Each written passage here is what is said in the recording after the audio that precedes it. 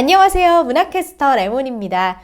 오늘은 토지 릴레이 두 번째 시간 1부 2편으로 추적과 음모입니다. 2편에서 굵직한 사건은 세 가지인데요.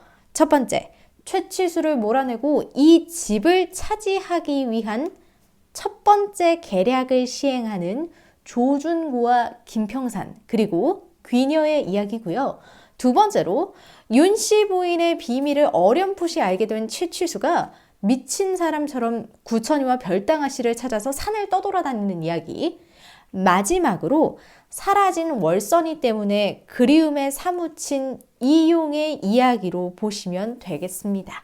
자, 첫 번째 이야기부터 먼저 살펴볼게요. 지난 회차에는 단편적으로 묘사가 나왔었죠. 이번 편에서는 조준구의 삶이 자세하게 설명이 되는데요. 조준구의 가문으로 말할 것 같으면 현감 따위는 이 벼슬은 입 밖에도 내지 않는 대단한 문벌 가문의 자손이었습니다. 6대조가 참의까지 지낸 양반이었어요. 하지만 이미 옛날부터 살림은 거덜났고요. 역관으로 일하는 중인데요.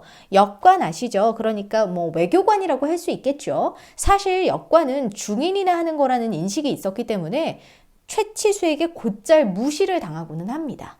이 동네에서 훈장을 맡고 있는 김 훈장이라는 분도 계신데요. 처음에는 서울에서 온 양반이니 깍듯하게 존중하듯이 이야기를 하다가 역관이라는 것을 밝히고 난 이후에는 무시하곤 합니다. 그러면서 여전히 신분제도는 무너졌음에도 양반이 양반다워야 한다는 통념이 뿌리 뽑히지 못했다는 것을 보여줍니다.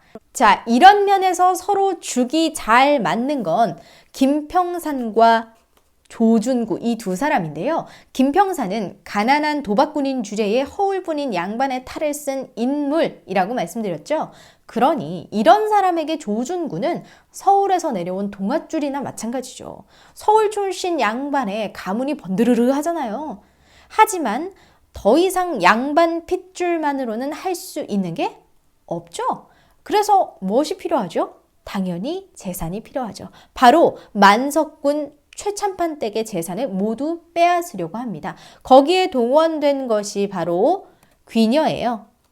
자, 귀녀는 최치수의 눈에 들어서 이 집의 안주인 자리를 차지하기 위해 무척이나 처절하게 노력을 하는데요. 이전에도 말씀드렸지만 최치수는 기력도 약해요. 몸이 약하잖아요. 그리고 원체 여색을 좋아하지 않았어요. 별당아씨, 부인이었던 별당아씨가 외로웠을 것은 말할 것도 없고요. 그러니까 최치수의 아이를 갖는다는 것이 쉽지만은 않았을 거예요. 그래서 어떤 방법을 쓰냐? 바로 삼신당이라고 아이를 점지해주는 그 곳 있죠? 빌러 가는 곳 있죠? 거기에 밤늦게 누구를 만나러 가냐? 바로 칠성이를 만나러 가는데요. 이 칠성이는 누구냐면요. 임이내의 남편이에요. 그래서 이 둘은 전략적으로 그곳에서 관계를 맺습니다. 아이를 갖게 하기 위해서요. 이 일이 새어나가면 이 일에 관련된 모든 사람은 죽음을 면치 못한다는 것을 알고 있지만 귀녀는 자신의 신분을 원통해하고요. 종이라는 걸 원통해해요. 재물을 얻고 싶어 하고요. 그리고 세상 위에 군림하고 싶어 합니다. 자, 한편 윤씨 부인과 최치수 이 어머니와 아들의 관계가 왜 그렇게 대면대면한지 이 편에서 잘 알 수가 있는데요.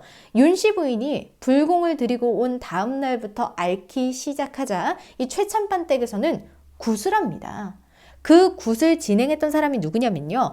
이 월선이 있죠. 월선이의 어머니였던 월선내인데요. 되게 착한 사람이에요. 욕심도 없어요.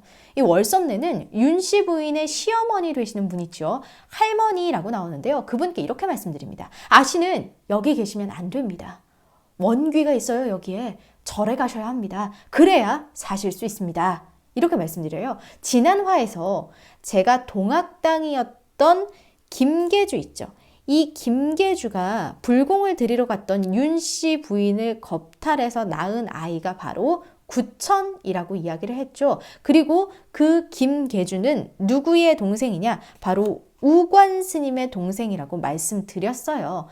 그래서 그 아이를 몰래 낳게 하기 위해서 바우하라범, 갓난할멈, 월선내 그리고 문희원 이렇게 넷이서 비밀을 지키고 절에서 아이를 낳게 해준 거예요.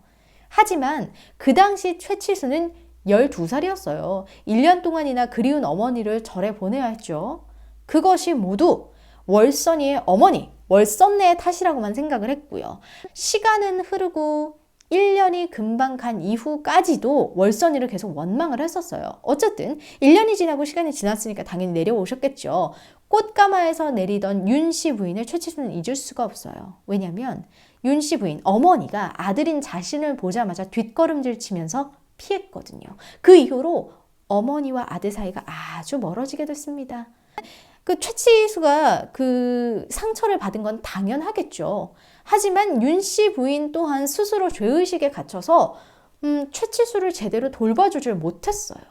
최칠수는 그때의 일을 어렴풋이 떠올리면서 누구와 함께 사냥꾼인 강포수와 함께 산을 샅샅이 뒤지기로 합니다. 먼저 대범하게도 우관 스님이 있는 연곡사에 찾아가요. 대뜸 논밭을 백석 바치겠다고 이야기를 합니다. 무엇을 위해서 그렇게 시조하려고 하시오? 하고 물으니까요. 비명에 갈 사나이가 하나 있는데요. 그 사내를 위해서요 하고 미소를 지으면서 말합니다. 죽을 사내를 위해서라. 당연히 누구를 의미하는 걸까요? 당연히 도망간 구천이를 의미하는 거겠죠. 물론 우곡스님은 그 시주를 받지 않으십니다. 그리고 최칠수도 별 말 없이 절을 떠나요. 구천이와 함께 도망가 자신의 아내 별당아 씨를 찾기 위해서요. 윤씨 부인과 우관 스님은 죽을 위기에 처한 구천이를 외면하지 못하고 몰래 도망칠 수 있도록 끝까지 도와주고요. 추석이 될 때까지 이 둘을 찾지 못한 최칠수는 녹초가 되어서 다시 집으로 돌아옵니다. 마지막 이야기를 볼까요? 월선이는요. 강청댁에게 흠씬 두들겨 맞았는데요. 본인이 스스로도 다른 사람의 남편이 된 용이와 부적절한 관계를 맺었다는 사실이 수치스럽고 힘들었는지 용 몰래 다른 곳으로 멀리 떠나기로 하고 사라집니다. 이 용은 별별 생각을 다 해요. 나랑 이제 마음을 통하는 줄 알았더니 이제 가버린 건가? 아내도 있으면서요. 그리고 나서 뒤늦게 강청댁 자신의 부인이 월선이를 찾아가서 때리고 따졌다라는 사실을 알게 된 이용은 그때부터 정말 무섭고 무뚝뚝하게 돌변합니다. 아내와 각방을 쓰면서 아무 말도 하지 않고요. 묵묵히 밭일만 죽어라고 해요. 이때를 틈타서요. 칠성이의 부인인 이민애 있죠. 이 둘은 짝짝꿍이 참 잘 맞아요. 이민애는 이용을 또 꼬시기 위해서 안간힘을 쓰지만요. 글쎄요. 아직까지는 용이가 콧방귀만 뀌면서 넘어오지를 않습니다. 자, 처음에는 익숙하지 않았던 인물들이 책을 읽어 나가면 나갈수록 더 입체적이고 생생하게 그려지는 작품입니다. 이름이 많이 나오는 것에 처음부터 포기하지 마시고요. 책 뒷면에 나와 있는 인물 소개와 함께 왔다 갔다 하면서 한두 권만 읽으셔도 이곳 평사리가 머리에 그려질 테니까요. 끝까지 포기하지 않으시길 바랄게요. 토지 1부 2편 추적과 음모 여기까지였고요. 지금까지 문화캐스터 레몬이었습니다.